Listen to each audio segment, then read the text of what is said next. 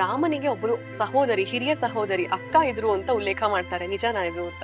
ಅಕ್ಕ ಅಂದ್ರೆ ನೇರವಾಗಿ ಅವರ ಬಯೋಲಾಜಿಕಲ್ ಸಿಸ್ಟರ್ ಅನ್ನೋದು ಸ್ಪಷ್ಟ ಇಲ್ಲ. ದಶರಥನಿಗೆ 3 ಜನ ಪಟ್ಟದ ಅರಸಿಯರು. ಅಂದ್ರೆ ಪಟ್ಟದ ರಾಣಿ ಅಂದ್ರೆ ಅವಳ ಮಗ ಮಾತ್ರ ರಾಜ ಆಗ್ತಾನೆ. ರಾಮನ ಹುಟ್ಟಿನ ಪೂರ್ವದಲ್ಲಿ ಇದು ಬರುತ್ತೆ, ಪುತ್ರಕಾಮೇಷ್ಟಿ ಯಾಗ ಮಾಡ್ತಾರೆ. ದಶರಥ ಮಹಾರಾಜನ ಔರಸ ಪುತ್ರಿಯೋ ಅಥವಾ ಅಂಗರಾಜನ ಔರಸ ಪುತ್ರಿಯೋ ಗೊತ್ತಿಲ್ಲ. ಒಟ್ನಲ್ಲಿ ಮಗಳ ಲೆಕ್ಕಕ್ಕೆ ಬರ್ತಾಳ ಅವಳು. ಅವಳನ್ನ ಕೊಟ್ಟು ಮದ್ವೆ ಮಾಡ್ತಾರೆ. ಅವಳ ಹೆಸರು ಶಾಂತ ಅಂತ. ಅವಾಗ ವಸಿಷ್ಠ ಹೇಳ್ತಾರೆ, ಇಂಥ ಬ್ರಹ್ಮಚಾರಿ, ಇಂಥ ತಪಸ್ವಿ ನಿನ್ಗೆ ಅಳಿಯನಾಗಿ ಬಂದಿದ್ದಾನೆ, ಬಿಡ್ಬೇಡ, ತಕ್ಷಣ ವಾಪಸ್ ಹೋಗೋಗ್ ಬಿಡ್ಬೇಡ ಆಶ್ರಮಕ್ಕೆ. ಇವನ ನೇತೃತ್ವದಲ್ಲಿ ಇವನ್ ಏನ್ ಮಾಡೋದು ಸಿದ್ಧಿಸುತ್ತೆ. ಸೊ ನೀನ್ ಇವನನ್ನ ಇಟ್ಕೊಂಡು ಪುತ್ರಕಾಮೇಷ್ಟಿ ಯಾಗ ಮಾಡಿಸು ಅಂತ. ಆಗ ಋಷ್ಯಶೃಂಗರ ನೇತೃತ್ವದಲ್ಲಿ 12 ವರ್ಷಗಳ ಕಾಲ ಇದು ಆಗುತ್ತೆ, ಪುತ್ರಕಾಮೇಷ್ಟಿ ಆಗುತ್ತೆ. ಅದರ ಫಲವಾಗಿ ರಾಮ ಹುಟ್ಟಿದ್ರು. ಇಲ್ಲಿ ಶಾಂತಯ್ಯ ಹೆಸರು ಬರುತ್ತೆ, ರಾಮನ ಅಕ್ಕ.